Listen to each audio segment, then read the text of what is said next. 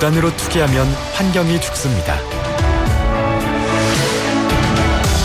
이 캠페인은 부산 환경공단이 함께합니다. Hi everyone, I'm Ressa from Indonesia. It's my 4th year living here in Busan as an undergraduate student at Kyongsong University. Let me first describe what my hometown looks like. Jakarta, Indonesia is surrounded by beautiful oceans, exotic temples, and strong dialects. Does any of this ring a bell? Yes. The descriptions also fit very well with Busan. 7 beaches, attractive temples like Haedong Yeonggongsa, and we can't forget the famous dialect Busan 사투리. And that's when I knew Busan was going to be my second home. I grew up so much in Busan that I even mentor other students from Indonesia to help them with their Korean and life in Busan. When I teach them Korean, I sometimes see myself using 사투리. Looking back, I remember struggling to understand what my professors were saying because they were using 찐 Busan 사투리, you know, the real Busan dialect. But I think that's what makes Busan more of my home. Through the dialect, I feel the warm jong that no other city can mimic. Global City Busan. We are in it together. This campaign is brought to you by BEFM 부산 영어 방송.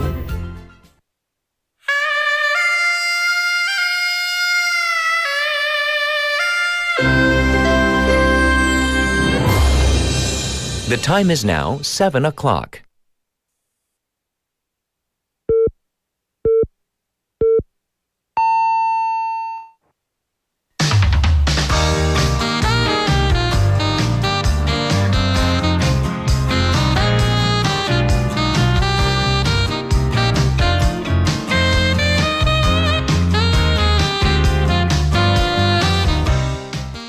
We've been talking about this APEC summit that's going to take place in Gyeongju next week for a while. You know, South Korea is not only preparing to receive the dozens of high-level dignitaries and delegates from the member states. Of course, there's going to be summits on the side. And of course, this soft power diplomacy, so important. Well, the government is also stepping up its security measures with large-scale field exercises and higher terrorism alert levels imposed. Gyeongju is perceived to be a relatively quiet city known for its heritage tourism. But for this major event, reports say up to 18,500 police officers, SWAT teams, and Coast Guard staff, plus anti-drone jammers, helicopters, and armored vehicles will be mobilized. So all eyes will be on Gyeongju and South Korea in a broader scope for the next several days.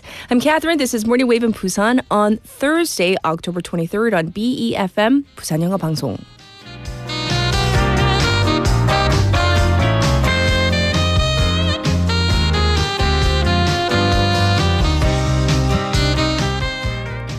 Good morning, Wavers. Welcome to the show. I hope you're all doing well. Can you believe we are at D-8 until the Asia-Pacific Economic Cooperation, or APEC Summit in Gyeongju. So, you know, with everything going on in the world right now, the stakes are only getting higher, not only with the summit or the summits themselves, but also with what may be happening on the sidelines.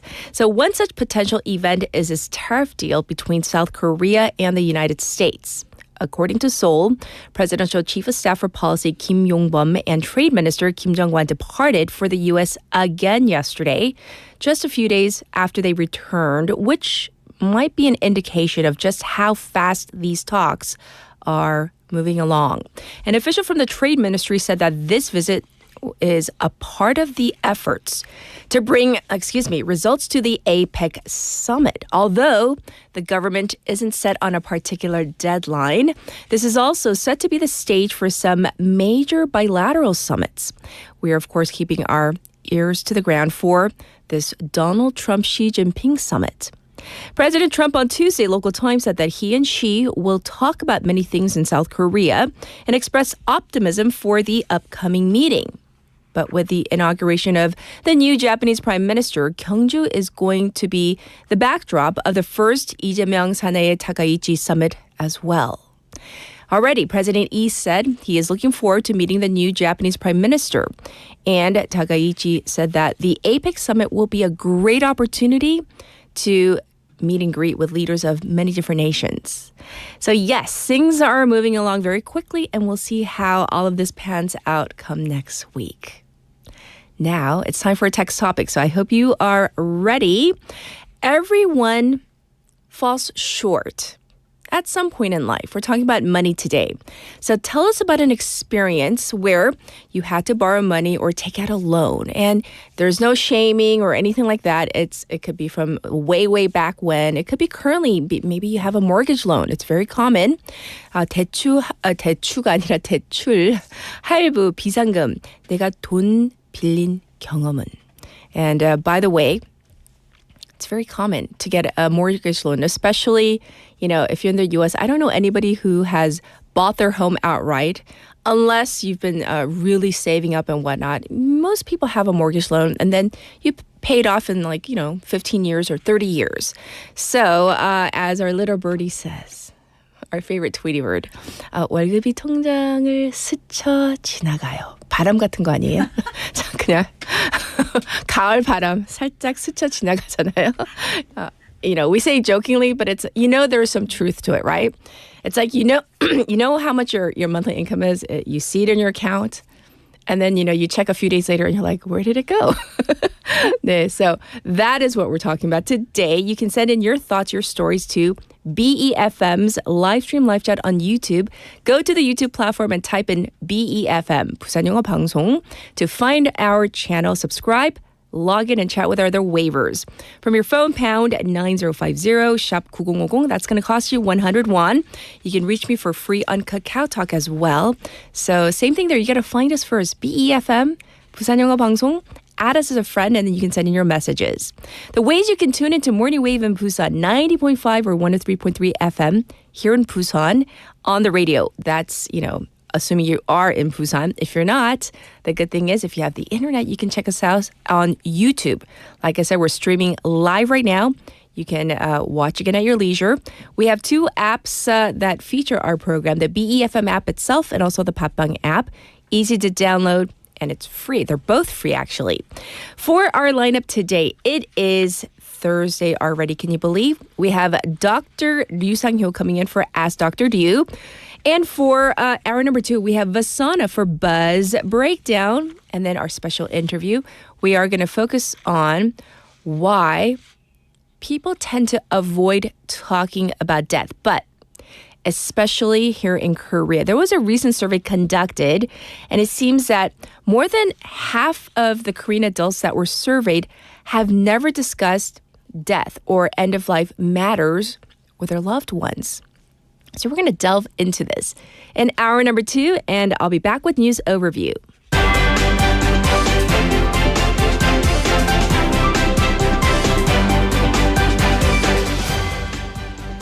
It is now 7:06 and it's time for news overview. South Korea and U.S. officials are fine-tuning trade deal details. Top South Korean officials met with U.S. Commerce Secretary Howard Lutnick in Washington, D.C. for 2 hours, Wednesday local time, with officials saying that they made much progress on the $350 billion investment deal.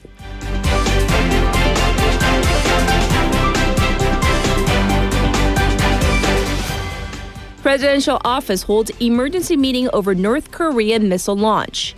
The Presidential Office of National Security, or ONS, said that it held an emergency meeting following North Korea's launch of short-range ballistic missiles yesterday morning.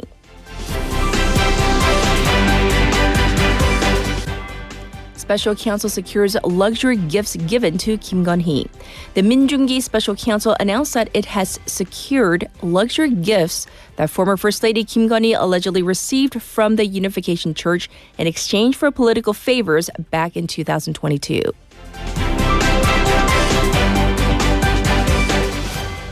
Government services passed 60% recovery rate from fire. The recovery rate of government online administrative services affected by the Daejeon data center fire last month has exceeded 60% as of 6 p.m. yesterday.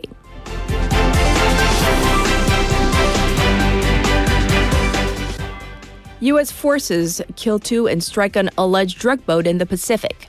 The U.S. military has attacked and destroyed a boat alleged to be involved in drug trafficking in the Pacific Ocean, killing 2 people on board the vessel. And this was News Overview.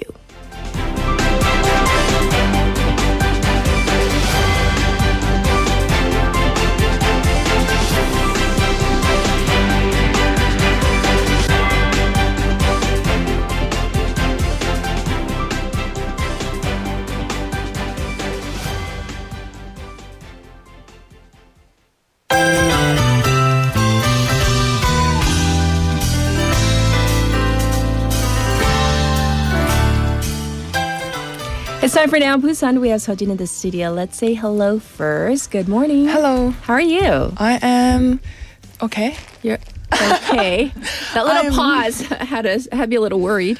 No, I'm marvelous, actually. Okay, Yeah. that's good to hear. Well, I do want to hear from you if you've ever had to take out a loan, whether it be student loans or borrowing from mommy and daddy or anything like that. Once again, we're talking, we're not shaming anybody or anything like that. I mean, I have borrowed from my dad and my mom. I mean, it's a common thing, right? So can you tell us any stories like that? My parents usually borrow money from me. I don't borrow money from them. And I guess I haven't really taken out loans before, but I think I'm about to Oh, really? in next few years. Oh, really? Oh, is it too personal to ask? Is it like for a home? or- I want to do the masters, so I have to For take out loans. education. Yes, for education. Yes. I know here in Korea that student loans are common, but definitely in the US, student loans are very common. So, it's like, to get you started in life. It's important, right? Yes. I also heard about things we found it really weird and quite strange to hear someone in Korea saying, they take out loans. But in Western countries also, they don't they usually take out loans. It's not a huge deal. It's a little bit different, the cultures, I think, right? Yes. Well, thank you for sharing a little bit of your life. And Tommy, I see your message. You're saying that I'm wearing a life vest, my orange sweater. The fashion police is out again. It's okay. Leslie likes my outfit. So we're going to jump into our first story. First up, Busan is pushing a new visa scheme for students. So what is this about? And give us some details. Busan held its first steering committee meeting for the Gwangyokhyang metropolitan type visa on the 22nd. The city has been pushing this project forward with 14 universities since being selected as a pilot local government for this scheme in April. So what exactly is this visa about, though?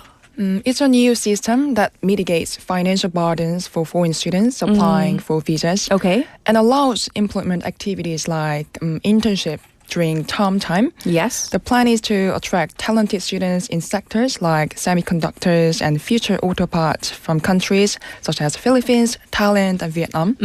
Have them get jobs at local companies and make them settle in Busan for the long term. So what came up during the meeting?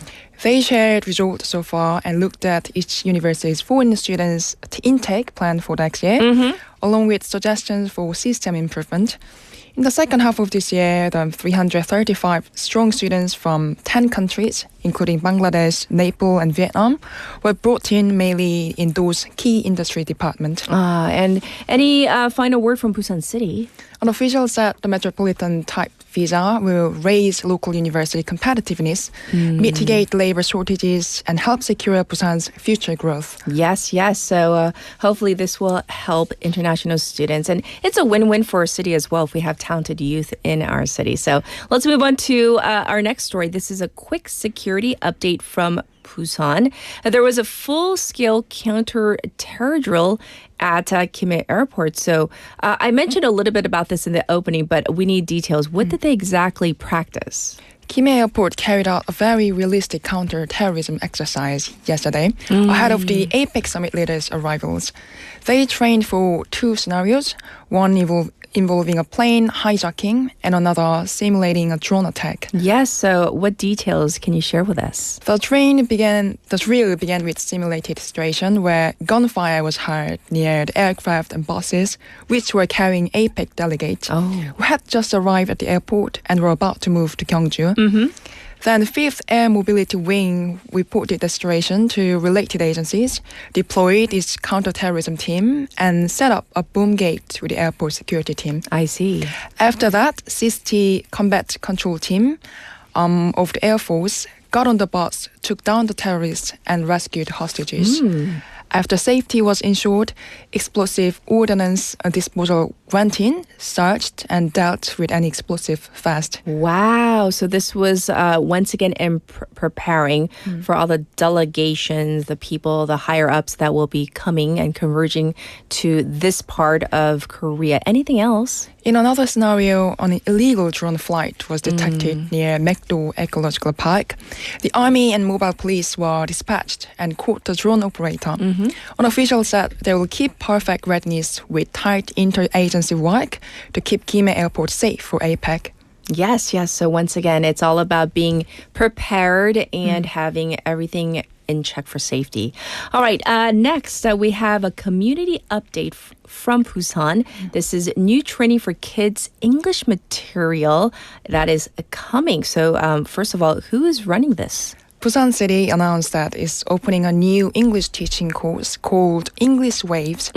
It's based on the Play with English textbook used at the children's multicultural space, Tilaknalak. That's right. So what is this for? Meaning, like, why did they make this? The city developed this Busan-style textbook, English Waves, last March to help young children experience English naturally through play. And now they are distributing it for free on the English-friendly city website. Yes. 영어하기 편한 도시. But this, of course, that's such a big part of our city and the initiative. When are the classes and who can sign up for this? The course is free and will run twice at Busan Global Village, first on October the 30th and 31st, and again on November 27th to 28th. Yes. And so who's this for again? It's for preschool and kindergarten English teachers, mentoring volunteers, and parents, and more. Ooh, so can people sign up? Applications are on the first come base with 15 people per session and can apply through the Busan Global Village website. Yes. So if this is up your alley, go check this out. Well, this weekend is shaping up to be a big weekend here in Busan. So I hear you have some information on a concert that will also help small businesses.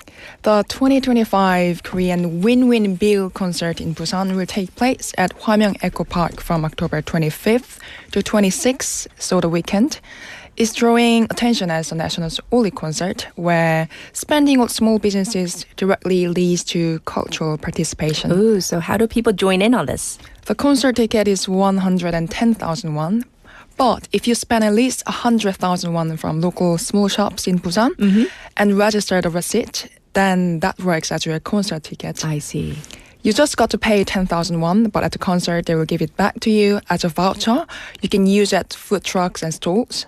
And basically, it's free. And if you want to book in advance, you can do it through no interpark ticket. Well, let's talk about the lineup. So first up on the 25th, who's going to be there?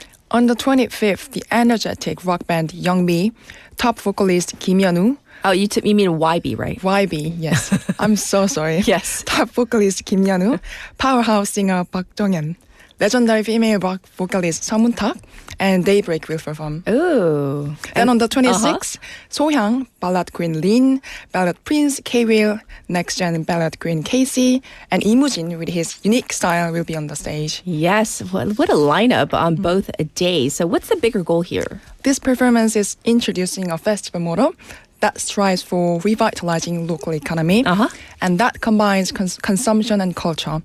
Basically getting citizens to participate in culture beyond just watching it. Okay. An official encourages people to join in, saying everyone's participation will be of great help to strengthen the local economy. Yes. Well, thanks for giving us the heads up on what's going on here locally. We'll check in with you tomorrow. Thank you, Sejin. You're welcome. All right. And I'm going to get your traffic and weather out to you. Good morning. Good morning. 굿모닝입니다. Good morning. 좋은 아침입니다. Morning wave in Busan. Morning Wave in Busan. Morning Wave in Busan. Major news, local buzz, and expert takes. It's all here on Morning Wave in Busan. Brighten up your morning commute with Morning Wave in Busan. Morning Wave in Busan.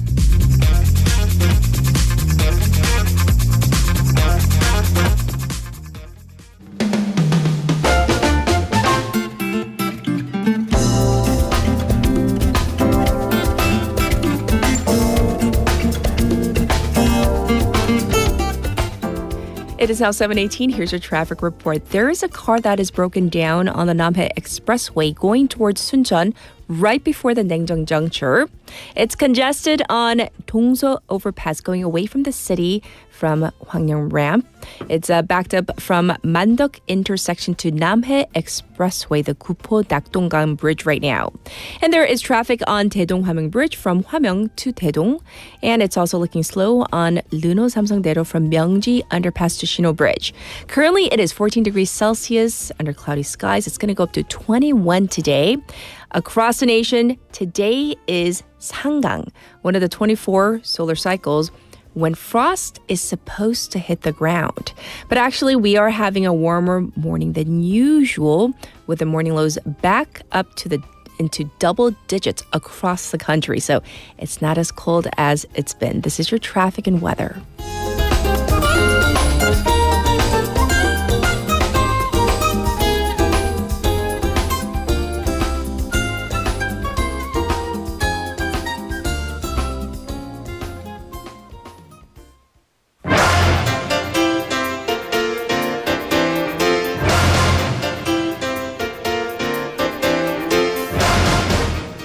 It's time for Top Stories. We have Haley in the studio. Good morning. Good morning. Yes. How are you? I'm doing well. Good. I mean, I was going to say I like the whole fall palette going on. That's but what Leslie said too, but apparently other people have other thoughts. Yeah. Only Yeah. Tommy. I wonder how Tommy dresses. But I'm going to own up to it before he gets to it. I'm getting some strong like hospital gown vibes from my shirt right now that I mean, yeah, now that I'm seeing it on screen, I'm like, 병원복? Are you self-dissing yourself before a little. Tom does? I mean, a little. Like 무서워요, 건강검진, Tommy. like the physical. Yes. I mean, yeah. Little prelude to what Dr. Yu's going to talk about. Maybe I'm the teaser for it's Medical for the Thursday. segment. Yeah. Oof. Well, let's talk about loans, like car loans. Any loans that you might have taken out? I have yet to, because also I don't own much in terms of assets. Like I don't have a home. So none so far. But my little sister does treat me like a bank. Oh, Bank of Haley. Bank of Haley, BOH. Yeah, and she's like always like, and she's like, you know, one of the times when she's like really like 언니 있잖아. I'm like, how much do you need? Just get to the point. Just get to the point. Like I don't even Love care. it. I don't even care. But I did the time that I know. 뭐 하시는 거예요? 우리 And 다 then 갑자기 I'm getting Haley so many. 언니. Oh my god, I'm getting so many like 언니's around me. Yes. Oh my goodness. But I did have to borrow money from a random stranger at Kegum Station. Shout out to the random man. Because I'd walked all the way to the subway station, realized my wallet is on the dining room table. Oh no. Yeah, and then I had to go somewhere. Like I was right on time, so I Right. go to the kiosk thing, and there's and I'm like, no one's gonna have cash. No one my age or younger is gonna have cash. Right. So like the first middle-aged guy I see, I'm like, 선생님. I'm like, sir. I'm like, not scamming you of anything. I had my bank app ready. I'm like, I am gonna send you money. Can you buy me a subway ticket? And he did. He had cash. Of course, he's middle-aged. He had cash, and we're good. And I was like, thank you so much. Oh, that's a sweet story. He was really nice. So like now that if anybody asks, I'm like, yeah, I'm ready. I'm ready to buy your subway ticket. Wow. Yeah. And we have a response from Tommy. Haley, don't move too much. I feel dizzy. It's okay if you feel dizzy with my life jacket. I'll save you. We're going to jump into our top story. We're going to get serious because we're going to begin with North Korea this morning, which fired ballistic missiles yesterday. Right. So according to the South Korean Joint Chiefs of Staff, North Korea fired several ballistic missiles into the northeastern direction. That happened at 8:10 a.m. from the Hwanghae-pukdo, so North Hwanghae Province area. The Joint Chiefs said that the missiles flew about 350 kilometers before landing, with analysis to follow. The chiefs, however, said that the missiles landed somewhere in the Hamgyeongbuk Province area, not in the East Sea as they initially thought, and that's where the missiles usually land. And we have breaking news from North Korea, which said that it tested a new weapon system yesterday and struck 2 targets with its, quote, hypersonic vehicles, unquote. But this is the first ballistic missiles provocation since President Lee Jae-myung took office. Yes. The last such launch came 167 days prior on May 8th. And timing here is particularly pointed because, as we're talking about in the opening, the APEC summit is just 8 days away in Gyeongju, where world leaders, including U.S. President Donald Trump and Chinese President Xi Jinping, are due to attend. Yes. The United States, for its part, condemned the launch via a Department of Defense statement, calling on Pyongyang to refrain from these unlawful and destabilizing acts, at the same time reaffirming the ironclad U.S. security commitment to South Korea. Yes, and this is just one of North Korea's, I guess, shows of force recently. Right. So recently, it's unveiled another type of its short-range ballistic missile, the Hwasong-11 similar to Russia's Iskander missiles. Yes. And during the military parade earlier this month on October 10th, it also unveiled the newest ICBM intercontinental ballistic missile, the Hwasong-20, for the first time. Yes. So this particular ICBM is known to have a multi-nuclear warhead and capable of hitting mainland United States.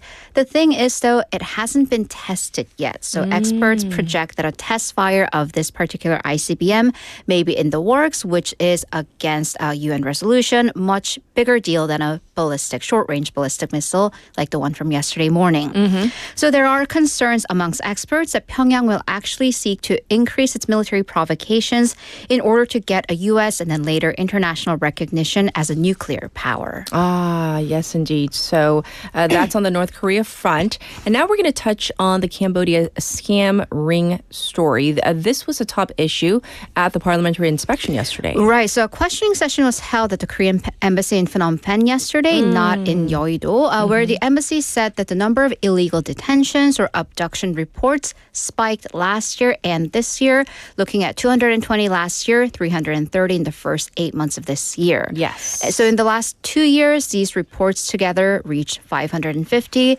The embassy said 450 such cases have been closed, but that also leaves 100 people still unaccounted for. I see. In the meantime, the National Intelligence Service, or the NIS, told lawmakers that it has been tracking down a key suspect that's been connected to the torture and alleged murder of a South Korean college student. That the suspect was found to be an accomplice. If you remember that major drug case in Gangnam-gu back in 2023, he or she is connected to this particular case. The NIS also confirmed that about 1,000 to 2,000 South Korean nationals are believed to be involved in various scam operations, voluntarily or involuntarily in Cambodia. I see. Thanks for the latest. And to that end, reports show that these operations are quite extensive and elaborate. Right, because now we have dozens of individuals extradited from Cambodia, and they've been sent to their respective jurisdictions. Yes. So we're going to look at one. Chungnam Police, their investigation showed that the criminal ring that these suspects in their jurisdiction were involved had about 200 people in total, one Chinese national and 2 South Koreans being the ringleaders. So they took part in romance scams, impersonating law enforcement or public officials, and these coined cryptocurrency investment scams as well. Sure. So what they would do is they would recruit people via those false job recruitments, pick them up at the Cambodian airport, confiscate their passport, and then hold them. Yes. There were allegedly assaults and even torture involving those who underperformed. The police said that those extradited over the weekend, they all have been arrested. However, the ringleaders are still at large. Yes, yes. And as these said investigations are going on, the verdicts are also coming out of earlier cases. Right. So the final bit of the Cambodian story for now, Seoul Central District Court sentenced a defendant who passed on an acquaintance and had him detained for over 20 days in Cambodia to 10 years in prison. So this defendant, Putin was found guilty of international abduction, assault, detention, and the court actually added a year to the prosecution's requested sentence, which rarely happens in Korea, and shows how seriously the judicial system is taking this.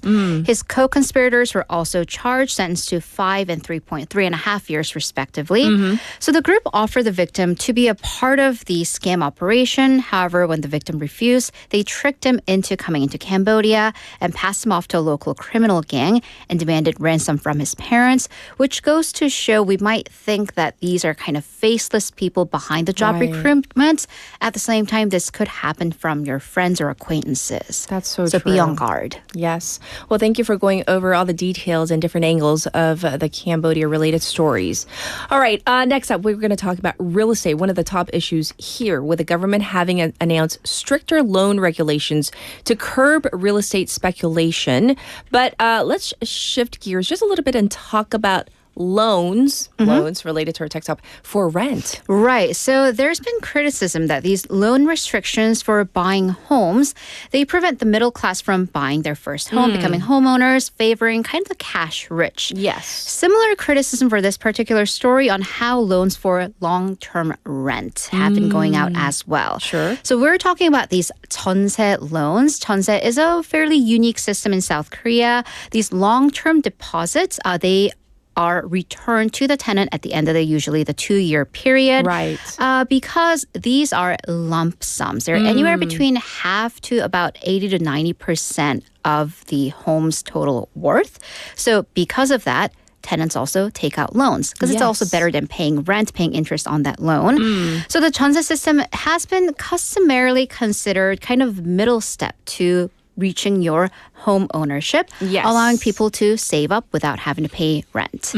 However, these loans recently, they've also been favoring higher income earners and weighed against most lower income earners. Right. So this is according to the Bank of Korea numbers submitted to People Power Party Park Sung-won's office. As of the end of second quarter of this year, 65.2% of these 전세 loans went to higher income earners in the top 30% of the tax bracket. Right. And when you think about it, that actually kind of goes against convention. Right. Because again, the whole thing was this is for people, middle class to working class, who cannot afford to buy a home from the get-go. Yes. Allows them to save up. Sure. So this flip apparently began happening during the pandemic. Go figure, when 전세 prices started going up. So on the contrary, lower income earners in the lowest 30% of the tax bracket, they took out less and less in such loans. Now, as of the second quarter, only 7.6% of these 전세 loans. And this has been this investment pattern. It's called gap investment. Yes. For these high income earners, they will buy a home in a high demand area, rent it out on a 전세, use that lump sum deposit as a part of their down payment to buy that home. That's called a gap investment in Korea. Yes. And then these now newly homeowners, they don't have a place to live, but they will take out a 전세 loan themselves and rent a place somewhere else. So then this leads to concerns that lower income individuals are getting pushed out of these loans and by extension out of affordable housing options and the housing market in general. To that end, BOK Governor Lee Chang-yong told the parliament that unless we actually overhaul the 전세 system, this leverage gap investment type home buying will only continue. And he actually said it's time to cut off the system entirely, no matter how painful that might be. Well, very interesting, as I believe Korea is the only country in the world that has this system. Right. So very unique. All right, now for our international story. There are two major wars, areas of conflict, the war in Gaza and the war in Ukraine, going down very different trajectories as far as ceasefires are concerned. So let's get into this. Right. So between these two wars, the common denominator right now is U.S. President Donald Trump acting or trying to be the peacemaker, more successful in one area, less so in another. So Gaza ceasefire, it is holding despite some early tribulations. U.S. Vice President J.D. Vance was in Israel and said that the ceasefire is going better than expected. But he did warn that if Hamas does not cooperate, it will be, quote, obliterated. Yes. That's that. Let's go on to Ukraine. tougher times here. The White House has recently said that it is shelving the meeting with Russian President Vladimir Putin that was due to take place in Hungary.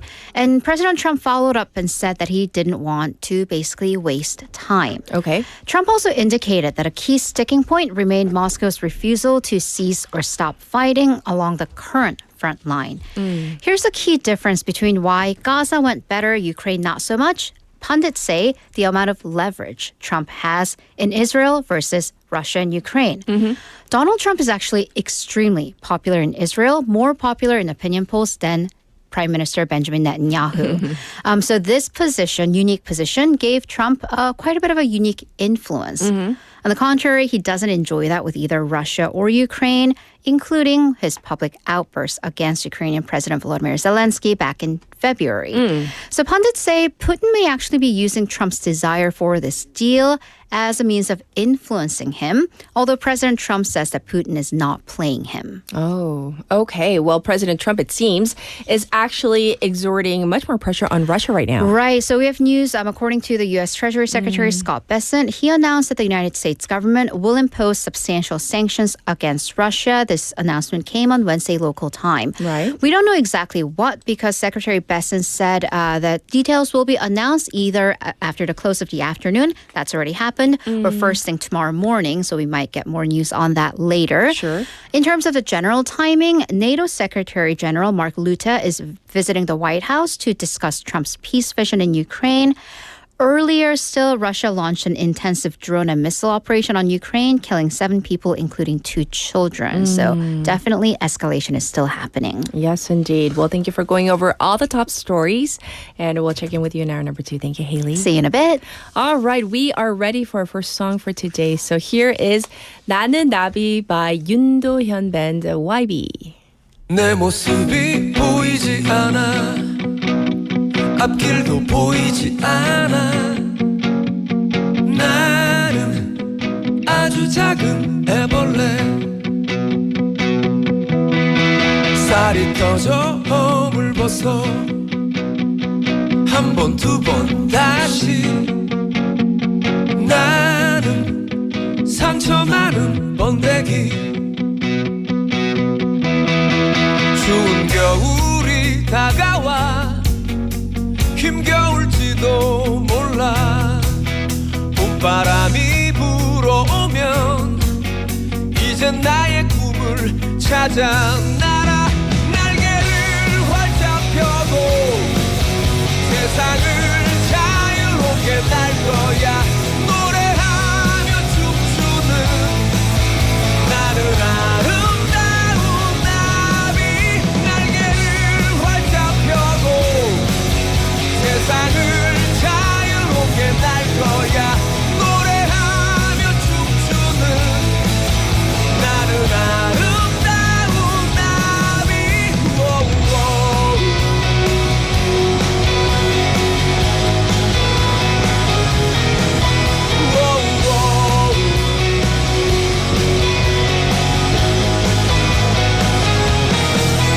거미줄을 피해 날아 꽃을 찾아 날아 사막 위를 피해 날아 꽃을 찾아 날아 꽃들의 사랑을 전하는 나비 날개를 활짝 펴고 세상을 자유롭게 날 거야 노래하며 춤추는 나는 아름다운 나비 날개를 활짝 펴고 세상을 자유롭게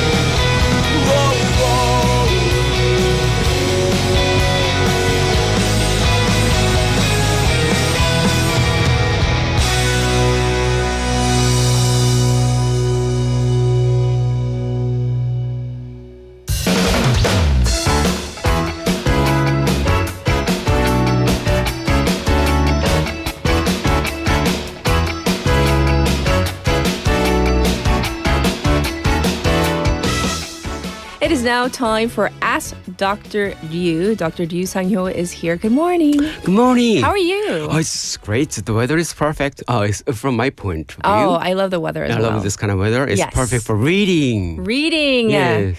Yes. 독서의 계절. 맞아요. 근데 it's definitely fall. They say is like the season for reading, like cozying up with a nice book, nice warm fuzzy blanket, warm cup of tea. Yeah. It's so perfect. Yeah, but I Yes. stick to my New Year's resolution. Just one book a month. Okay, I was going to say a year. Not a year. Because I One book a imagine you're month. reading a lot. So one yes. book a month because my kids goes.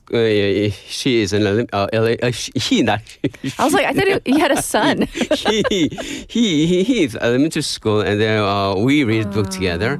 So I used to read an adult novel. These days I read his novel. Oh, it's very together. fun. Yeah, together. Such a good dad. I have a text topic. Yes. Oh, actually, do I need to ask Dr. Liu? Maybe.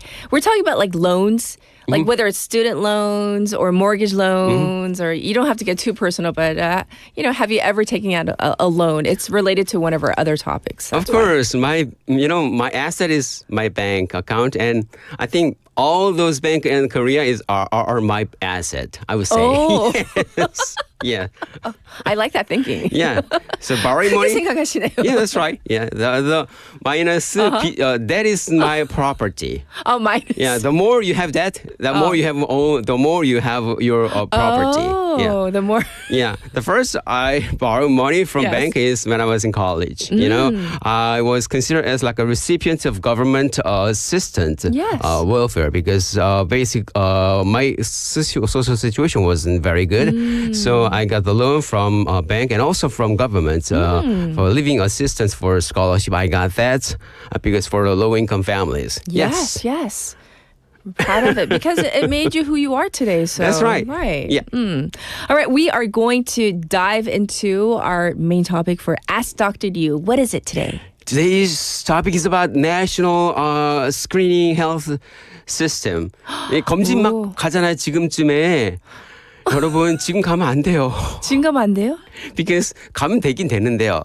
The more during winter season towards the end of every year. There's a mad rush, right? Yes, mad rush. The doctors and nurses and the medical personnel might be a little bit hasty, so a lot of people are flocking to the screening tenders. And then it means that some kind of a misstep might happen. I hope not happen. Not gonna would, but yes. So you're making me nervous because my sister signed me up. I think I'm going first week in November. She signed me up a few weeks ago, and then she's like, oh, I need your appointments on like November something. I was like, oh, it is? Okay, thank you. Please get it done as soon as possible. It's not going to get crowded as much as it would be in 2 months. Yes. All right. So what is the whole idea about the national screenings? What's the main goal, the aim? The idea is simple. Catching potential disease before they cause symptoms. Yes. Prevent complications before they become irreversible. We could say it's Korea's way of shifting healthcare focus from treatment to prevention. Yes.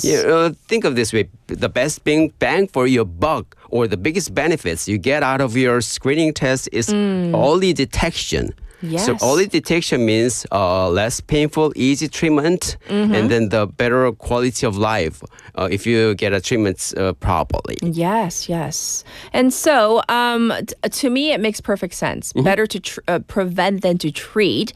And it does sound like the national screenings are offered to every single Korean citizen, plus for those who qualify, foreign residents as well. If you especially if you're gainfully employed, I'm thinking you do qualify. I'm going through my employer as well, the employer insurance. It sounds like a safety net basically for the entire population. Exactly. So in neurology, we often say time loss is brain loss. As a neurologist seeing many stroke patients, I can totally relate to that. Time lost, brain lost. Time lost is your life lost. Oh. Yeah. I like that. It's like a rap almost. Time loss is brain loss. Okay, so let's go through the logistics. What actually happens during a screening? Because, people, I know people who are full adults that kind of skip the national screenings because they're scared. They don't know. They're they hear about the endless vials. There are lots of vials, so I've noticed. But they don't poke you every time, right? No. They poke you once, and then they change the vials, yeah. right? Yes. And also, they might need your urine. Oh, sample. urine sample. Not pain. That's pretty painless. No, it's not painless at all. Yeah. And then it's not as scary as it sounds. First of all, the basic screen test takes less than an hour. Okay. First, they might check your height, body weight, and body mass index and blood pressure. Okay. And then X-ray. X-ray, just standing in front of some kind of a machine, and then not pain at all. And also blood test includes screening for diabetes and cholesterol, and also you're checking your liver function, kidney function, and urine test, and dental exam. Yes. Not rectal exam. No scary at all. Right. Right. Yeah. We have a question for you. It's Yes, very much Catherine. related. It says, Tommy says, 류 선생님 질문요. 어떤 항목을 검사해야 할지 매년 고민인데요. 뭔지도 모르고 받는 게 대부분인데요. 라고. So he wants to know specifically what should he be getting tested for? I think this question comes from Korea's easy access to medical stuff and medical approach, because that means it doesn't. The Tommy says doesn't include the national health screening test. So some companies or some private owned screening test centers, they offer sometimes redundant, I would say. Sometimes a little bit unnecessary. Yes. But it can be necessary. It depends. Some tests. So they might make profit out of it. But sometimes it can be very beneficial for patients, because if they detect a certain disease earlier at its earlier stage. Sure. So, in that case, I want to come to nearby primary physician clinic center, and then I wanted to talk about it with your primary care physician. Yes, and so let's talk about the changes as we get older, because if you can walk us through what to expect, according to which decade of life. For example, 20s and 30s, relatively young, we think, relatively, not all, but relatively healthy, right? So That's right. What are they screening for? Yeah, remember this one. When you hit the age of 19, 19, yes. and then your body cells are downhill. Why are you trying to depress us on this Thursday morning? I mean, our cells are growing and then growing until you hit 19 years old, and after that, your cells start to getting older. Yes. So anyhow, that doesn't mean that you're gonna get sick sooner or later, because you're in your 20s. It's your prime time in your life. Yes. So in that case, the screening test goal is building awareness. Okay. So you may feel healthy, but when you have some silent problems like high cholesterol or high blood pressure. Yes. So in that case, doctors some just regular checkup like body weight, and then that's all height and things like that, and then counseling. And also these days here in Korea, among 20s, mental health issues play a big problem because there are a lot of stress. Like burnout can be common in this age group. So awareness and mental health screening is the one that screening tools included in the age group of 20 and 30. Yes, okay. In 40s, and then cancer screening, because in 40s, your cell might experience some kind of unwanted some cancer. So especially the stomach cancer for young for 40s and women. You know what's the number 1, 2 cancer here in Korea? Number 1 and 2 cancer among women in their 40s. I'm assuming one is breast cancer. Yeah, that's right. Okay, what's the other one? Thyroid cancer. Thyroid. Yeah. Yeah, but thyroid cancer is not included because I'm gonna go over this sooner or later. Okay. And anyway, in their 40s, stomach cancer for everyone, and also cervical cancer for women, because this is the first sexual intercourse rate has decreased a little lower, so that's why they might have a chance of having multiple sexual partners. That's why they might have this kind of cancer. Okay. and also hepatitis B and C screening. And when you hit 50, and then we're gonna do screening colon cancer. Oh, one of my patient friends, actually, she is very intelligent and she's a great pathologist. She died of colon cancer several years back, and she skipped this kind of a screening test.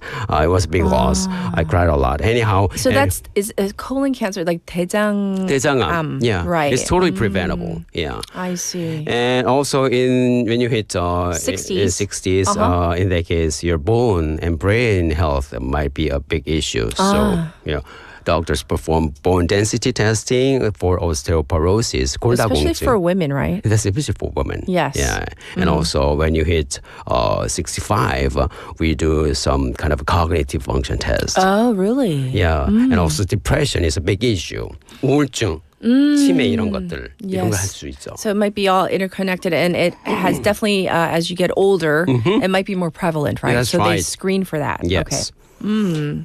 And then if we skip to the screening versus diagnostic testing. So if you can at least school us a little bit about the sensitivity and the specificity of some of these tests. What are we talking about? Okay, if you really want to understand the concept of screening tests, you got to know the concept of sensitivity and specificity. Yes. First of all, sensitivity means 민감도. Oh, okay. 민감도. It's how good the test is how good the test is at detecting people who really have the disease or not. I see. And also, hopefully, the early stages. Yeah, early stages. Yes, okay. And also, specificity, is, on the other hand, is how good the test is likely at reassuring that person doesn't have any disease. Yes. Let me give you an example.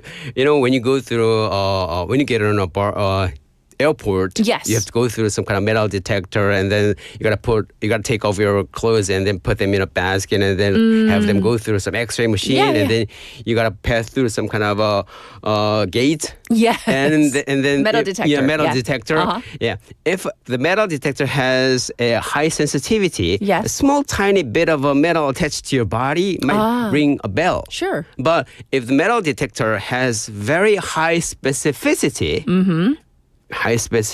in that case, it only gives off its alarm when when it really detects some dangerous pistol or something like that. Okay, so even though you might have a metal pin somewhere in your body. No, it's not right. gonna. It's not going to go off. Got it. Off. Okay, that's a great example. Yeah. So if you go through the standard testing, and then when someone gets, like an abnormal notice, I'm sure that's kind of scary. What happens next? What happens is, it doesn't mean that you are sick. It doesn't mean that you are diagnosed with some kind of disease. It's just a warning. So in that case, I wanted to go to some other further confirmatory test. Okay. So it's not gonna make you panicky. So in that case, further test is needed. So it's the purpose of the screen test. The better, the early detection saves your time and saves your money and saves your life. So don't go panic. So that's why I wanted to go to a physician or related doctors. Yes. The test recommended. Yes, and I do want to touch upon some of the cancers that escape the routine cancer screening. You already mentioned thyroid cancer.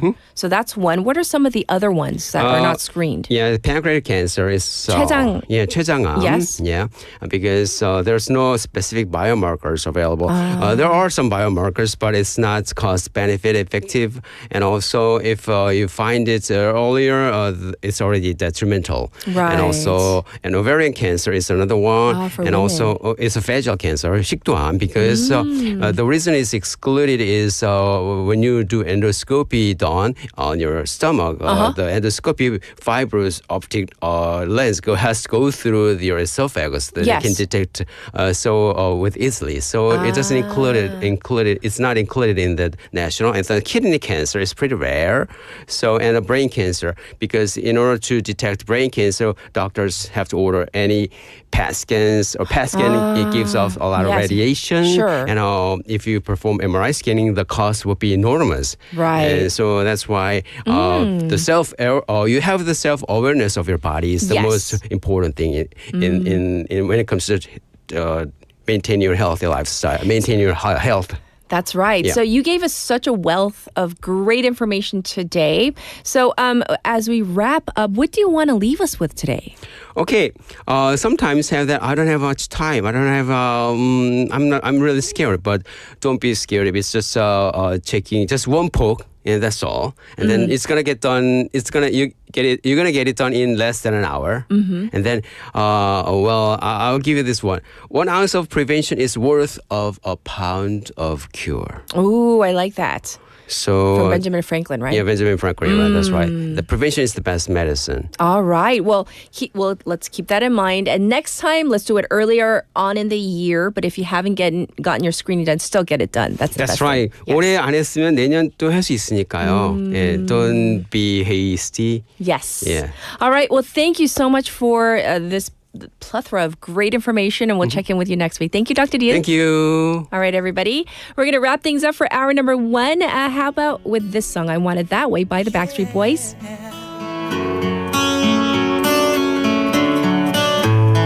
You are my fire, the one desire, believe when I say I want it that way. But we are 2 worlds apart, can't reach to your heart when you say that I want it that way. Tell me why ain't nothing but a heartache. Tell me why ain't nothing but a mistake. Tell me why I never wanna hear you say I want it that way. Am I your fire, your one desire? Yes, I know it's too late, but I want it that way. Tell me why ain't nothing but a heartache. Tell me why ain't nothing but a mistake. Tell me why I never wanna hear you say I want it that way. Now I can see that we've fallen apart from the way that it used to be. Yeah, no matter the distance, I want you to know that deep down inside of me, you are my fire, the one.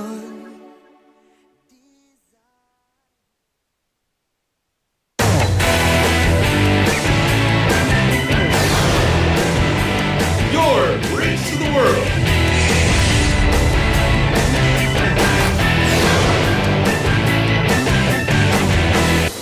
BEFM 부산 영어방송. 랜드로버의 모든 것이 한 곳에 전시장과 서비스 센터가 만나 랜드로버 부산 센텀 컴플렉스 센터로 더 새로워졌습니다. 신차 상담에서 애프터 서비스까지 원스톱 서비스를 만나다. 랜드로버 공식 리테일러 HS 효성 프리미어 모터스. 한국전쟁 당시 우리를 먼저 도운 에티오피아 6천여 명의 군인들은 자신들의 월급을 모아 부모 잃은 아이들을 위해 고아원이라는 고아원도 세워주었습니다. 그러나 지금 에티오피아는 위기에 처해 있습니다. 끊이지 않는 내전과 기후재난으로 대부분의 의료시설은 파괴되었고 의약품도 부족해 간단히 치료할 수 있는 질병으로 사망에 이르는 상황입니다.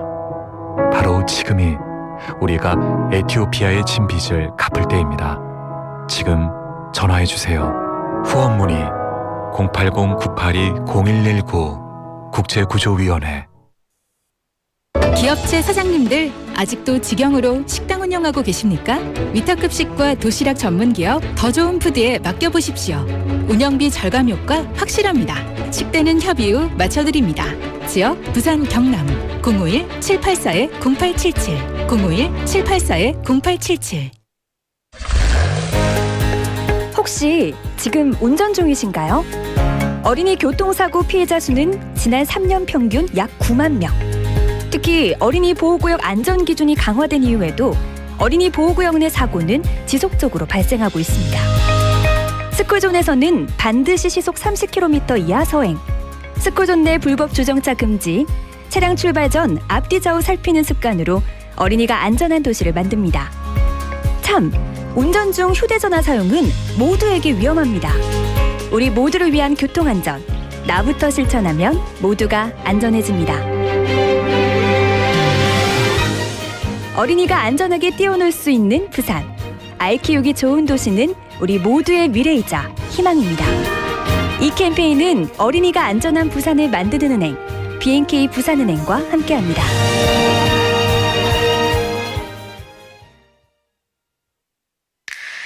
Welcome to Busan. Let me show you around. Here you can find the world's largest musical in-ground fountain and the world's only UN memorial cemetery. Stroll along the coast and explore the largest mountain fortress in Korea. As well as all this, there are so many tourist attractions, beautiful exhibitions, vibrant culture, convenient facilities, and delicious foods unique to Busan. With all the beauty and charm of the amazing city of Busan, you'll find yourself right at home in this ever-changing tourism paradise. So stay with us a while. Busan, your #1 tourist destination. Your home, away from home. This campaign is brought to you by BEFM, Busan 영어방송.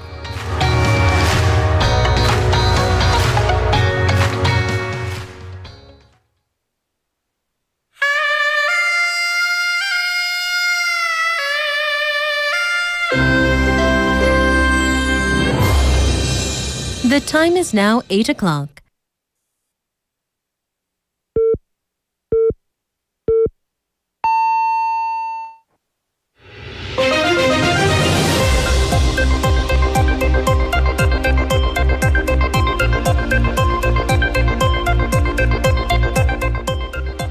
It's now 8 o'clock. This is hour number 2 of Morning Wave in Busan. This is Spotlight News. South Korea and U.S. officials fine-tuning trade deal details. Top South Korean officials met with U.S. Commerce Secretary Howard Lutnick in Washington, D.C. for 2 hours, Wednesday local time, with officials saying that they made much progress on the $350 billion investment deal. Presidential Chief of Staff for Policy Kim Yong-bum said that further discussion is needed and that a deal is not over until it's over. Trade Minister Kim Jong-wan also joined the meeting. Kim said that any other face-to-face with Lutnick would be difficult, adding that the upcoming Asia-Pacific Economic Cooperation or APEC summit in Gyeongju will be an important opportunity for South Korea.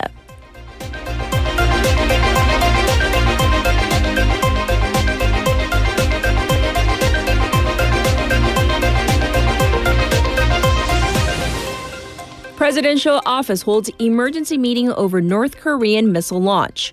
The Presidential Office of National Security, or ONS, said that it held an emergency meeting following North Korea's launch of short-range ballistic missiles yesterday morning.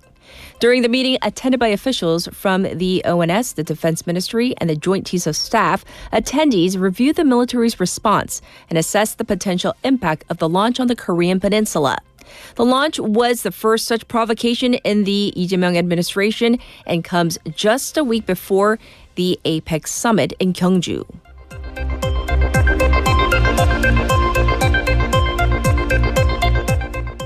Special Counsel secures luxury gifts given to Kim Gon-hee. The Minjung-gi Special Counsel announced that it has secured luxury gifts that former First Lady Kim Gon-hee allegedly received from the Unification Church in exchange for political favors back in 2022. The council said that Shaman Kunjin voluntarily presented gifts, including a luxury necklace, shoes, and designer bags earlier this week. The team immediately seized the items and confirmed them as the goods a church official gave to Kim Gun-hee in July 2022. With these items in its possession, the special counsel is expected to look into whether former President Yoon Suk-yeol was involved in the case, which may lead to bribery charges for the former president.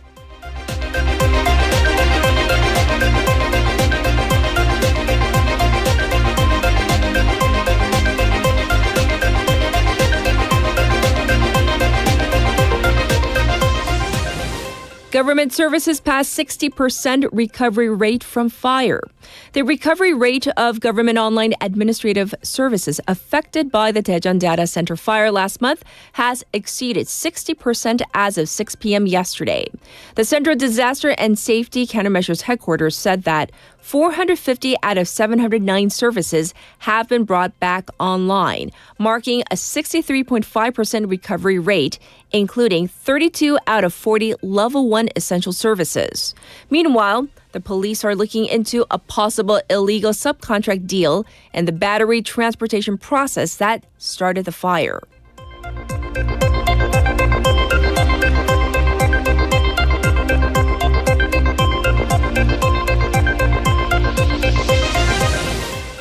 U.S. forces killed 2 and strike on alleged drug boat in the Pacific.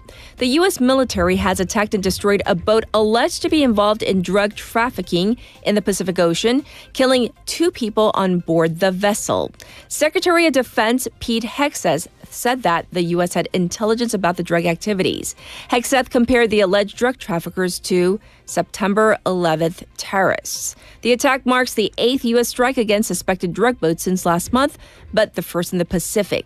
All previous attacks took place in the Caribbean against Venezuelan and Colombian vessels. And this was Spotlight News.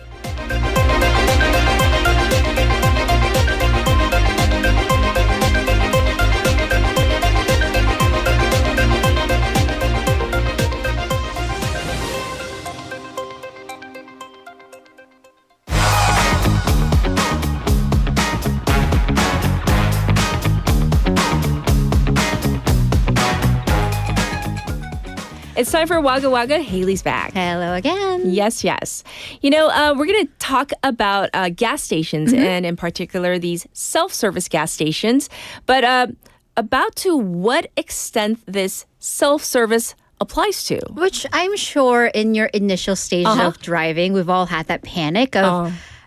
I have a gasoline car, right? Because I mean, and that's like 경유 휘발유, like which one? Right. But I mean, there are usually attendants to help you. Yes. That's just us. What about other people who have mobility issues?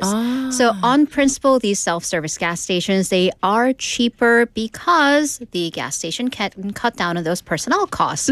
However, what if you need assistance? To that end, by the way, most gas stations in the country are self-service these days.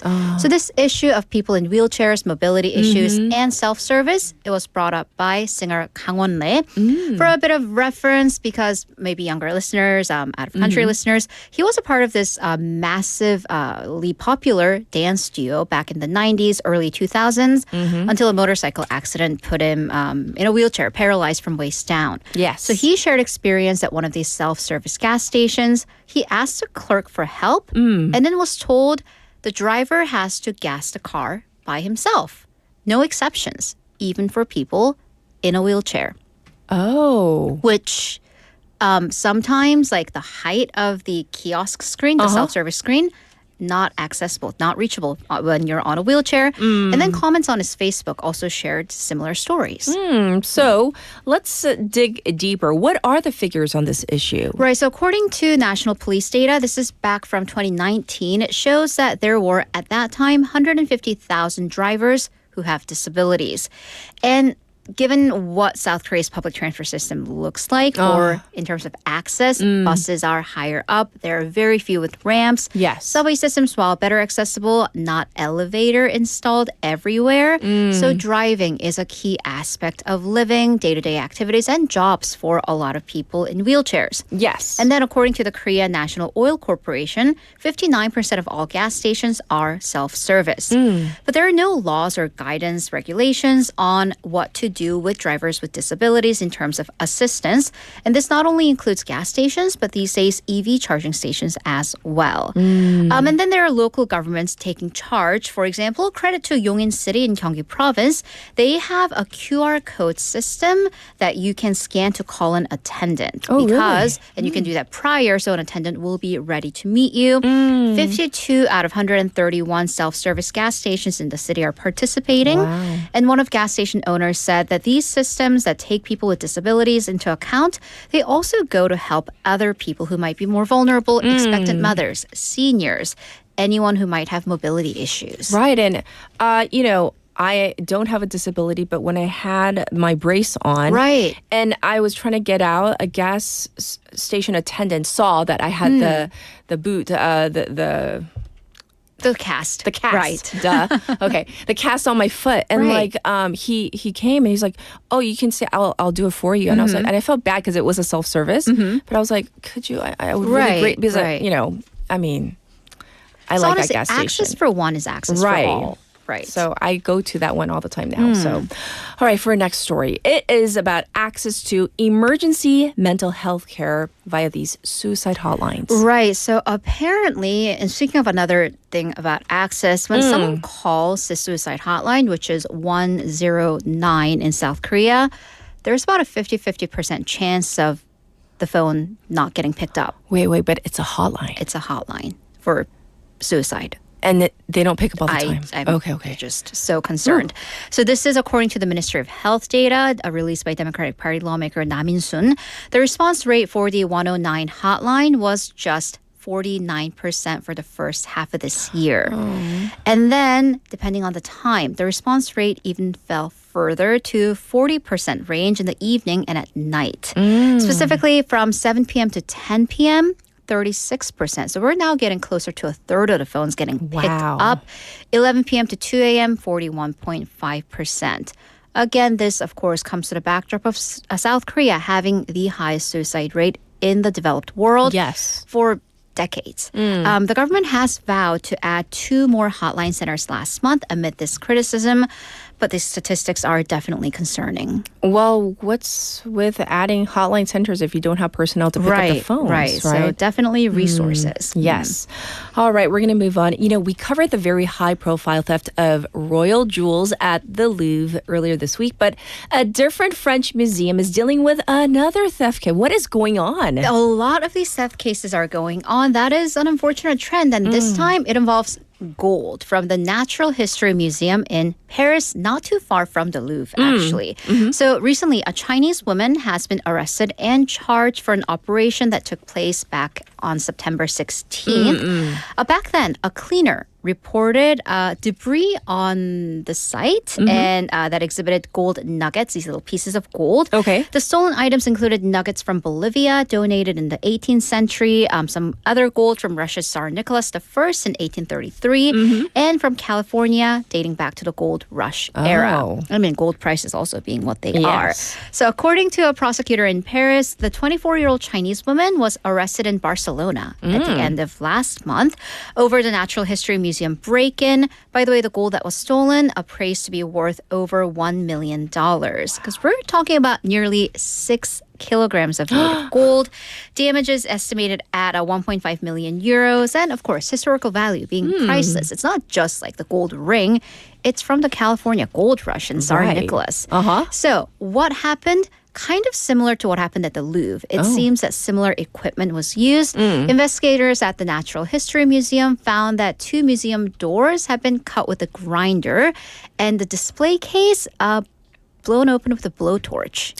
Really? With fire. Right. Tools included, again, blowtorch, grinder, screwdrivers, gas cylinders, and saws. They were recovered nearby. This one suspect authorities expect many others colluded in the case, but she was handed over to the French authorities earlier this month. She's been charged with theft and criminal conspiracy. She's in detention. Investigations show that she left France on the day of the break-in and was preparing to return to China via Barcelona at least. And what caught her? She got greedy. She was trying to sell the gold. Dispose of nearly 1 kilo of melted gold pieces. By the way, we're counting 2, but at least 4 French museums have been robbed in the past 2 months. Wow. And these are the ones that have been released to the public, to the media. Oh my goodness. So that's kind of mind-blowing. But adding to the shocking aspect of going back to the Louvre theft, though, apparently those jewels were not insured. Tell me I'm misread. No, and that's by law. So they're not privately insured, according to the French Culture Ministry. Okay. So that's because under French law, they actually prohibit entities like the Louvre from insuring its property. Only exception when it's being moved for an exhibit or like a loan. So from the moment it leaves the door to when it gets back, it is insured because it's a national museum. The collections are considered state property, and the state, the government alone bears responsibility. Going back to that investigation, are they any closer to retrieving the jewels? And this is another baffling aspect. Chances are getting slimmer and slimmer because the director of the Louvre basically admitted there was essentially no CCTV footage of the incident. And from those of us living in South Korea where CCTVs are everywhere. This is just baffling. However, in Europe, less so. Yes. So Ms. Laurence Descartes, the director of the Louvre, speaking publicly for the first time since the heist, told French senators that the CCTVs around the Louvre's perimeter was weak and aging. There was only one camera monitoring the exterior wall, but that was basically pointed away from the Apollo Gallery where the jewels were housed. Yes. Initially, earlier on, ministers had given press conferences and denied security failings. However, the director basically saying, yes, we had security failings. The CCTV system, in her words, very unsatisfactory. Yes. And she actually even tendered her resignation on Sunday local time, but the culture minister refused it. I see, but wowzers is all I'm going to say. All right, this next theft may be much less high profile, but perhaps more damaging. Because we're talking about farmers and persimmons. 대봉감 specifically. Yes. So this orchard in Hamgyong County in Gyeongnam, it has trees. Its trees have been stripped of its persimmons right before harvest season, with only like a few scarred or bruised fruits, no, value for sale left on the branches. Right. So according to the police, it seems that the thieves broke in during the Chuseok holiday when the owners were out of town, and they discovered this after the holidays. So we're talking 8,000 fruits gone, Oh my gosh. the entire year's worth of harvest. Oh, this is major. This is like large-scale theft. And here, the authorities suspect a professional job as well because the site was clean, like barely any broken branches on the ground. Wow. And this is a 5,000 square meter orchard, 1,500평. Not only that, there were CCTVs, but the thieves somehow managed to avoid the CCTVs not only around the orchard, but basically in the village as well. Wow. So again, speculating, could this happen? Somebody inside the village, very familiar with the village. Sure. However, the police are expanding the perimeters of the search to cover the toll gate to see what kind of cars pass by around the area. This is shocking, but apparently common. So harvest time crop or fruit thefts are common. 800 reported last year. Really? Right. But only about half of them were caught, with damages going straight to, again, these farmers. I get nervous. Like there's like a kamnamu right in front of my apartment building. I don't even want to reach up and Because you don't know whose property it is. Is it the apartments? Are we supposed to? I don't even know. So it's like I look at it, I'm like, oh. Just purely there for aesthetics. Yes, I took a photo of it. And that was it, because it's like, it ain't mine. I didn't plan it. So, all right. Well, thank you for going over all these woggly stories, and we'll check in with you tomorrow. Thank you, Haley. Have a great day. All right. And it's now time for your updated traffic and weather.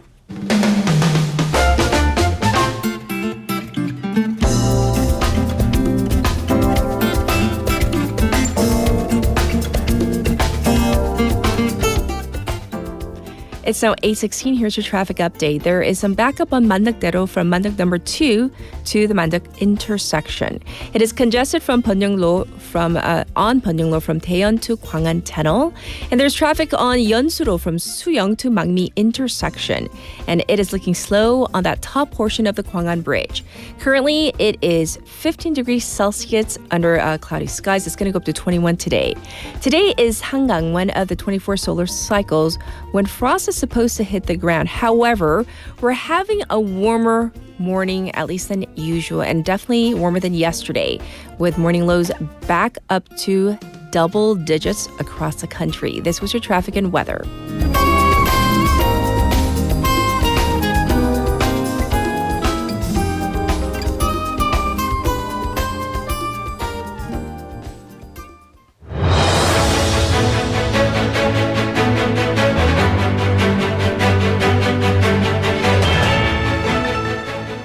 It's now time for a special interview.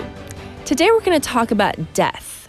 Death is something that is maybe uncomfortable for some people, especially within the context of Korean families. A recent survey by the Korea Institute for Health and Social Affairs found that more than half of Korean adults have never discussed death or end-of-life matters with their loved ones.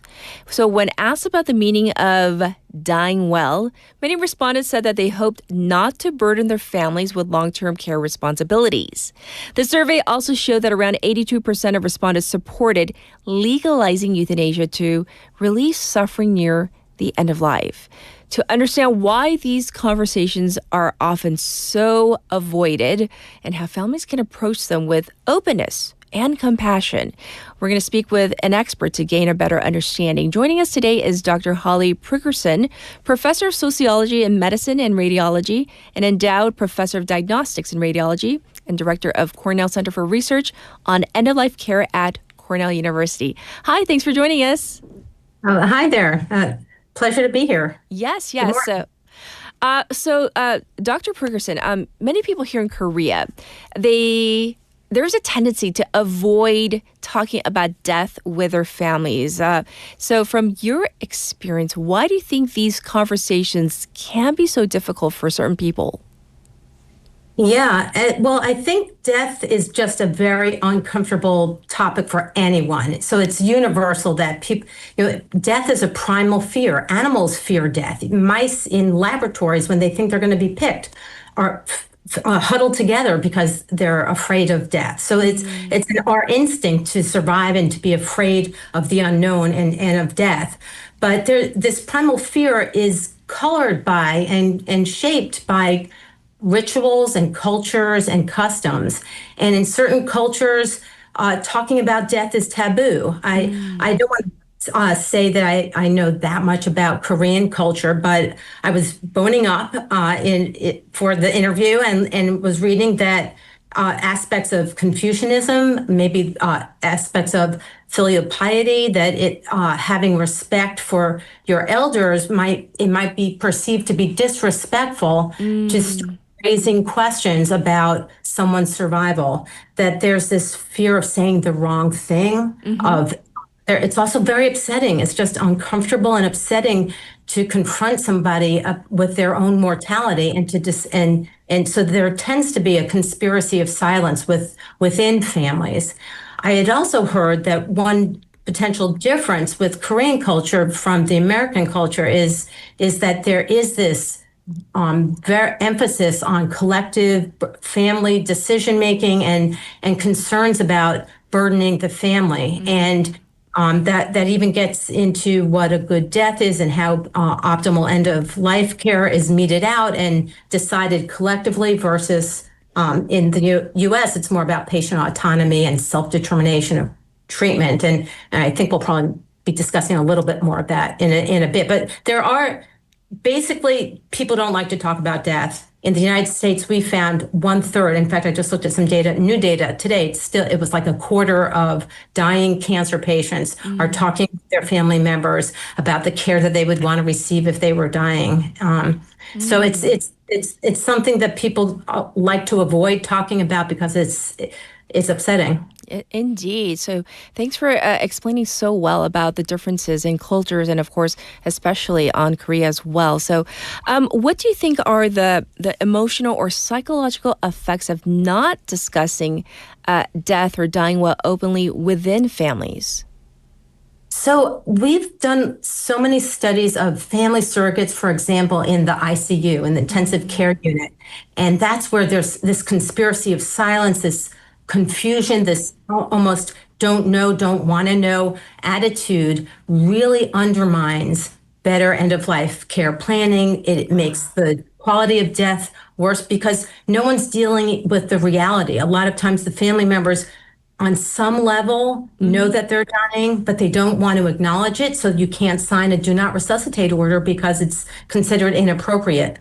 We did one study about 10 years ago that said that if you talk to someone or a family member who is in this state of denial and very emotionally upset about it, you can do more harm than good if you ask them to talk about something that they're really not ready to engage in, and that actually resulted in a 9-fold increase in very aggressive care at the end of life because people didn't want to hear and they were forced to talk about it in a way that they were not yet comfortable. So we've developed interventions to try to take baby steps and address very explicitly in a targeted way what we call, it sounds a bit like psychobabble, but experiential avoidance. And the problem with experiential avoidance is it's more comfortable in the short term, but it gets in the way of better end-of-life care planning. It results in guilt, regretful things weren't said that could have been said.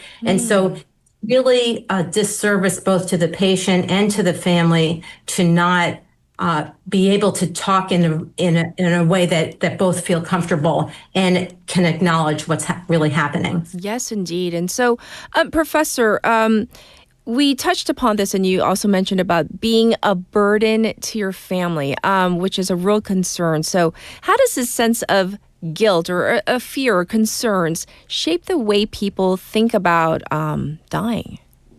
Yeah, especially for older people, and people we did an analysis just this morning confirming older people die at higher rates than younger people. Yes.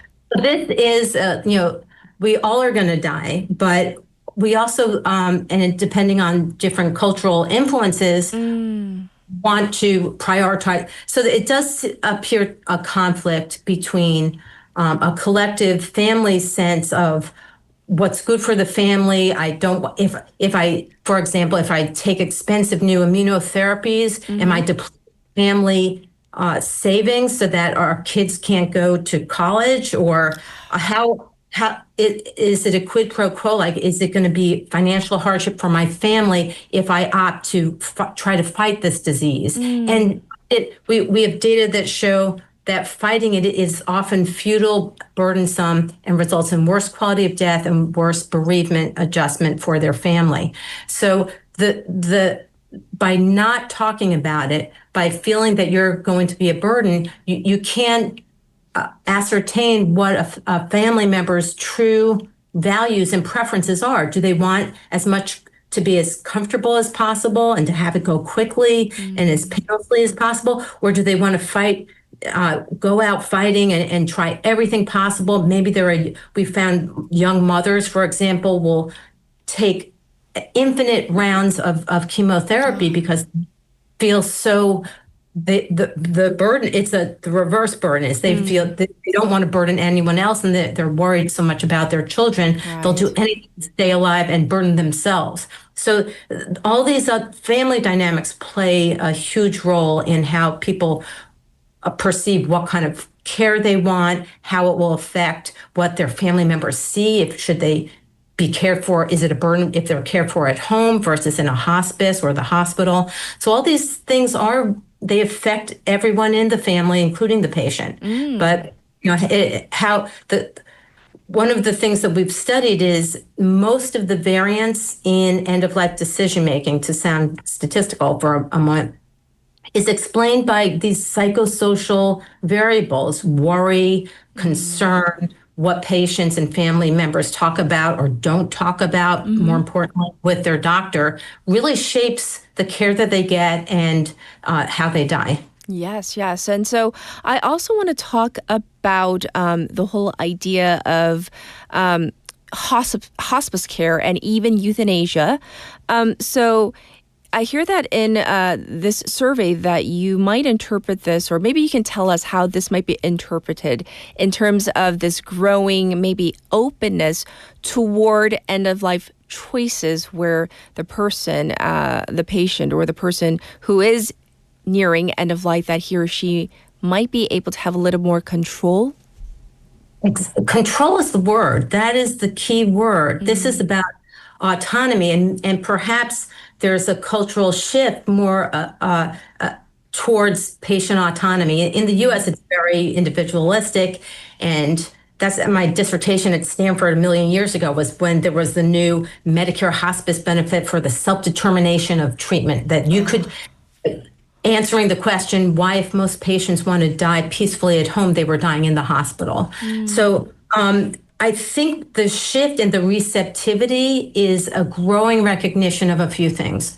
One is I think people have, there have been more increasingly hospitalized deaths. So deaths sort of become more of a hospitalized situation, and people think that they have control over medical crises and prolonging life longer in the hospital. There's an intensive care unit that can actually keep you alive longer than you. It's actually prolonging your death rather than prolonging your life. And so I think there's a growing recognition with the medicalization of death that's more how people die across the globe, that people worry about dying on machines and being on a ventilator or a feeding tube, not being able to talk with their loved one. Being on a ventilator is extremely uncomfortable, so much so that your body rejects it and you have to be sedated. Yes. I horrified some donors a while ago, telling them the truth about what very burdensome end-of-life care looks like. We showed pictures, and it's a scary realization. But I think anyone who's seen what that kind of death looks like doesn't want it. And if they've seen it maybe for their parents or for their grandparents, I think there's a growing recognition that not all medical treatment is necessary, is helpful, and enhances the quality of the death. So I think there's this opposition to, there's a concern, I think, that no one wants to talk about it because it almost feels like it's a jinx that, or a self-fulfilling prophecy, that if you talk about it, somehow you'll make it happen. But that's almost never the case in these circumstances. And so the sooner you can deal with people's defenses to ease them into an understanding of the burdens of very medical, and it's hugely expensive to whoever the payer is for these days in the ICU. So I think there's a growing recognition that more is not necessarily better. Yes, yes. And as we wrap up our conversation today, Professor, I do want to get your take on this, because for those who still find it maybe too awkward or too painful to talk about, death or end of a life care, what might be a very simple, maybe first step to begin that conversation? The way we like to do it is to start with hypotheticals. So even for someone who might not be at death's door, because usually decisions at the very end, it's in a crisis mode and people are panicked, and the default is just do everything to keep them alive. Yes. So you wanted to be upstream of that before there is a medical crisis, and have it be open the conversation with a hypothetical. Right now you're feeling good, but at some point for all of us, we're going to one day face a decision about how much care we want to keep us alive, and what our values are and what our preferences are. Yes. And there's this, in palliative care, they say it's not necessarily shortening your survival in terms of quality of life versus quantity of life, but there does tend to be a values-based decision about, do you want everything possible done, even if it's going to be burdensome and most likely futile, or would you rather just be made as comfortable and have it be quick as possible. Yes. And so having honest conversations about you're not there yet, but when you get there, hypothetically, what would you want? Yes. And the more I know and can be informed about your preferences, the more I can feel better about the decisions that I'll be as the healthcare proxy that that person will be making. Well, I want to thank you so much for coming on air with us and explaining the ins and outs and why we may be having these difficulties and even starting or striking up a conversation about death. But we will definitely, think about what you said. So thank you for giving us food for thought. Thanks for our conversation today. Welcome. And this was Dr. Holly Prigerson, and this is a touchy, sensitive issue, but it does seem like this is a conversation that needs to be had with our loved ones. We're going to take a short breather. This is Easy on Me by Adele.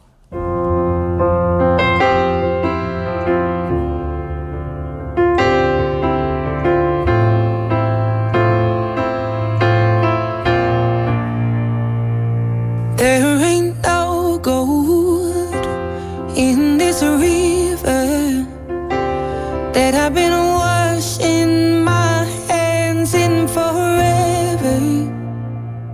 I know there is hope in these waters, but I can't bring myself to swim when I am drowning in this silence. Baby, let me in. Go easy on me, baby. I was still a child, didn't get the chance to feel the world around me. I had no time to choose what I chose to do. So go easy on me.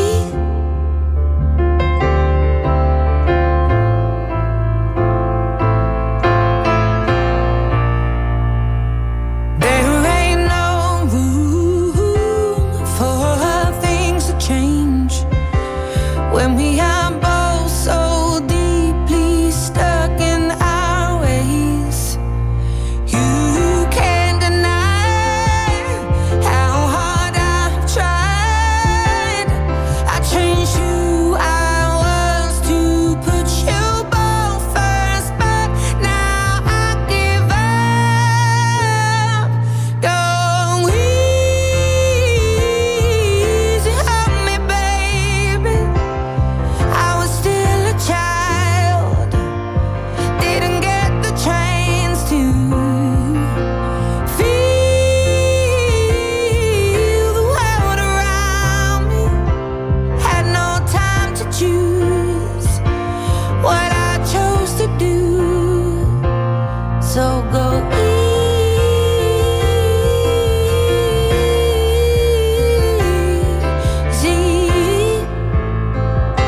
on me. I had good intentions and the highest hopes, but I know right now that probably doesn't even show. Go easy on me, baby. I was still a child, I didn't get the chance to feel the world around me. I had no time to choose what I chose to do. So go easy on me.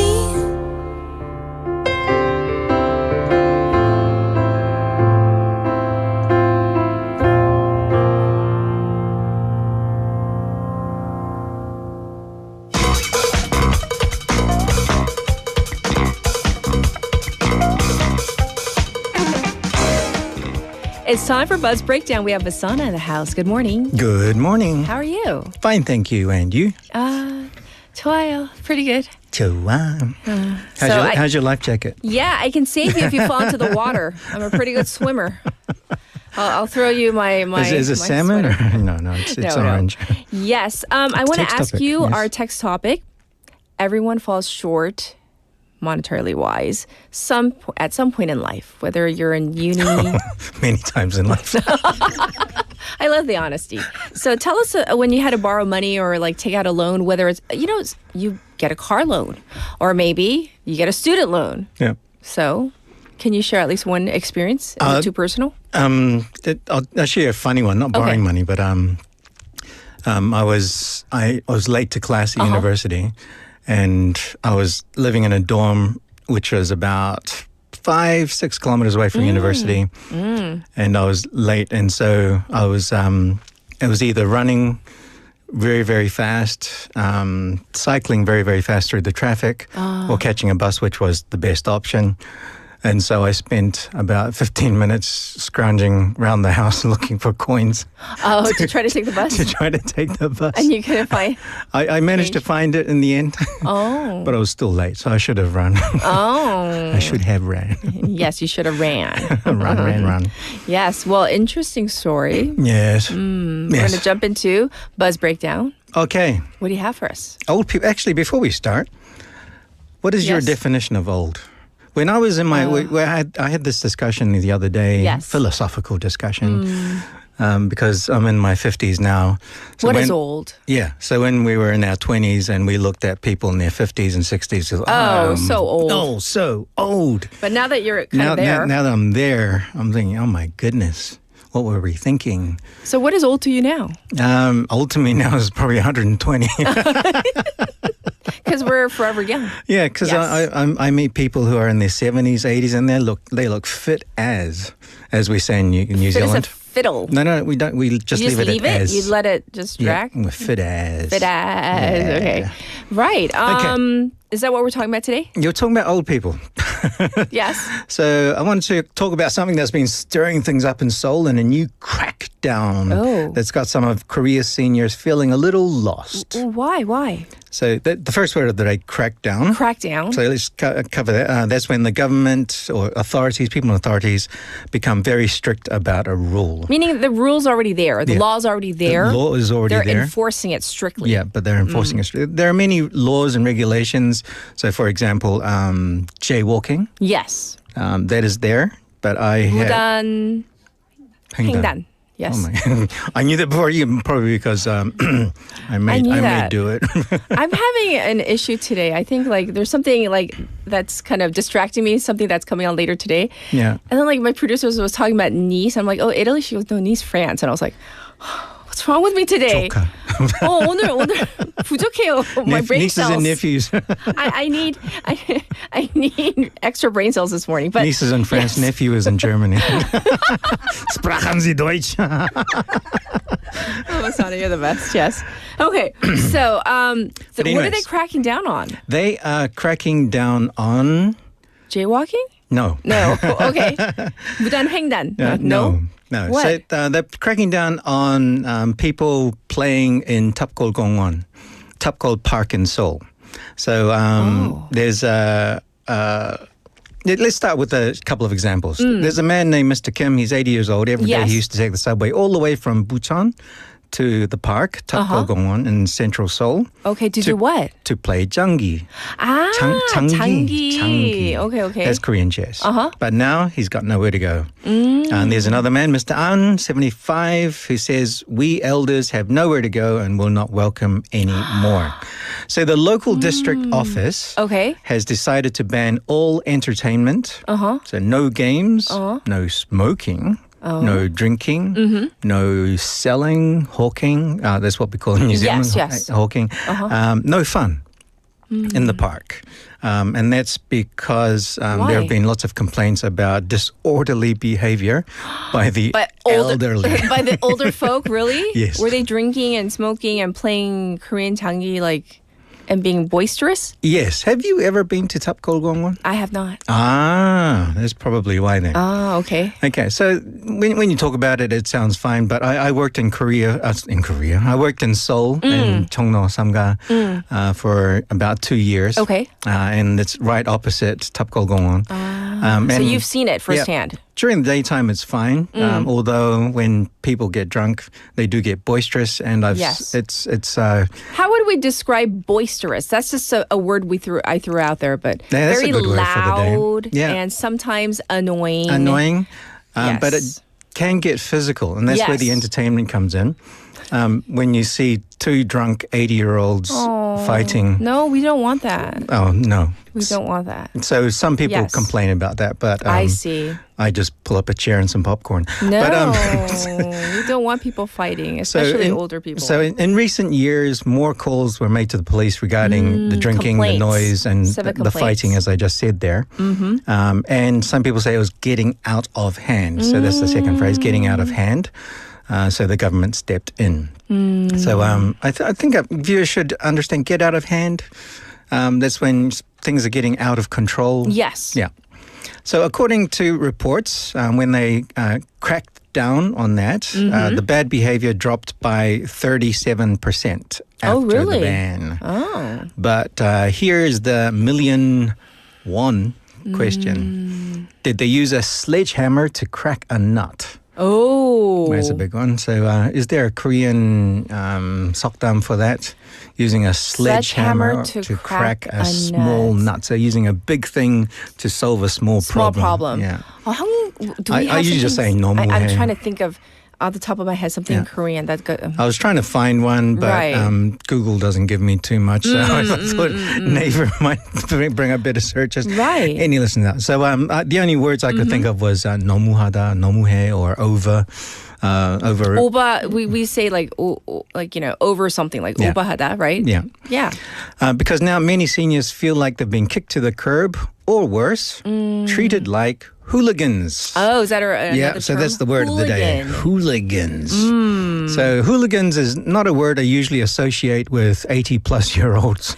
Didn't it start with like soccer or football? Yes. And people getting out of hand and becoming sometimes even violent. Correct. Yes. Yeah. But usually it's not associated with changi. Yes. Yes. So yes, hooligans was from the UK area of the world. There are many arguments as to where it originated. Some say Scotland, some say England, some say Ireland, the word itself. Yes. But we do associate it with football, soccer. It getting out of control. Getting out of People, control. Like, being violent. And recently, the Israeli fans have been exceptionally violent, so they've had to transfer a few games to different areas and even ban some crowds because of that. So hooligans was the word of the day. Yes. For that. So some have moved the Seoul Senior Welfare Center. So some of the old people have moved to the Seoul Senior Welfare Center, which is about half a kilometer away. Yes. But the place only fits about 100 people. And you have to register to get in, which means you need to give your name, your details, and old people like to remain off the radar, a lot of them. Yes. They're from the old generation. Plus, it's indoors with little to no sunshine, no breeze, no open space, just like Tapkolgongwon. Unlike Tapkolgongwon, my which goodness. Is outdoors, right? Which is outdoors and offers all of that. The thing is this, though. I'm sure the civic complaints sometimes they were warranted, meaning there was good reason for there to be a complaint. But then I do feel for people who might be of a certain age, who might be retired, or maybe they're looking for a hobby or just social companionship. Yes. And we are living in this super aging society that we call Korea. Society, yeah, and so we're already there. Yes, we are. We are, right? Here in Korea, we've been there for a couple of years already. And what does it mean and eventually you're going to reach 65, I'm going to reach 65. Everybody's eventually going to get to that threshold. Yep. And are we going to feel so unwanted and pushed out, like to the margins of society? Yes, well, I think it's just the circle of life. But I missed the phrase before. It's something that hits hard. What does that mean? Something that hits hard. So something that happens that has a strong emotional, yes, physical or financial effect on you. So you're talking about borrowing money before. Yes. So if you have to borrow money, especially from somebody you don't like or borrow a lot of money, it hits hard. It hits hard. AKA reality bites. Reality bites. Yes. So, for example, if someone has passed away, you might actually fall sick physically because of that. Or you fall sick because of the common cold and you get really, really, really sick. So that hits hard. Yes, yes. Okay, so that was another word that I missed before. So can we go over, review some of the terminology? Sure. Yes. So the first one, crackdown. Crackdown. Yeah. So meaning enforcing strictly the laws or regulations that were already in place, They were already in place, but now they're enforcing them even more strictly. Yes. The next one we just talked about, hit hard. Yes. Yeah, when something affects you more than it should or more than it probably does. Yes, and probably more so than it was intended. But it just hits you. It hits you in a different way. Yes. 마음이 더 아파요. Yeah. Yes. Out of hand. So out of control. Yes. Hooligan. Yeah. Don't be a hooligan, Vasana. I don't think I ever was. I'm trying to think of my younger years. No. I was a geek. No. Hyper-age society, you mentioned that one. And one I didn't mention was second home. Oh. So what do you mean by second home? We don't mean like our vacation home. No. Second home is another place in which you feel comfortable. Exactly. So the radio station for you. Oh, yes. It feels like my second, third, fourth. I feel so comfortable here. No, but that park that you mentioned, I'm sure felt like a second home for many of these senior citizens. A lot of them would wake up early in the morning, just go there and spend the whole day there. Right. So probably was their first home, and their home was just the place to sleep, and then they go there. I have a message for you from one of our listeners. Oh, for me? 진리님 says, 바사나님은 국민 아재 느낌으로 좋아요. Did you have to put on that voice? You have the 아재 vibes she likes. Yes, I read it in the nicest way possible. So I didn't want to be like, you're like an 아재. 라고 좀 읽으면 그렇죠. 사나님. So, 감사합니다. No, that is banned from that one. That's bad? None of the short-tongued cuteness from Vasana. Well, thank you for bringing these really, good phrases that we can use in everyday life. And some of them do hit hard. Right? Yes, they do. Yes. Well, we'll check in with you next week. So take care. Cheers. All right. Well, listeners, we went through so many different types of news and stories and your messages as well. Today, though, actually, the National Sports Festival is coming to an end. The closing ceremony will be held at 6 p.m. at the Busan Asiad Main Stadium. And the closing ceremony will wrap up the 7-day journey, with Busan having hosted this major event for the first time in 25 years. So what an honor. However, it's not over, because we still have the National Para Games coming from October 31st. So please tune in and let's show our support for these events as well.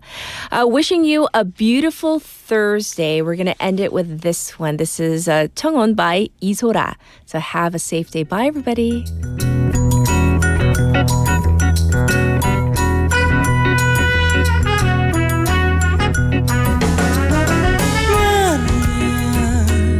거예요.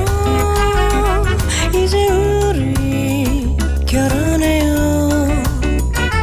그런 늦은 저녁 헤어지며 아쉬워하는 그런 일은 없을 거예요. 나도 모르게 겁이 나요. 꼭 붙어줘. 끝이 처음부터 시작해요. 우리의 시간. 나는 당신을 믿을게요. 그대에게 난 반한 것 같아. 말은 안 했지만 너무 멋져 보여요.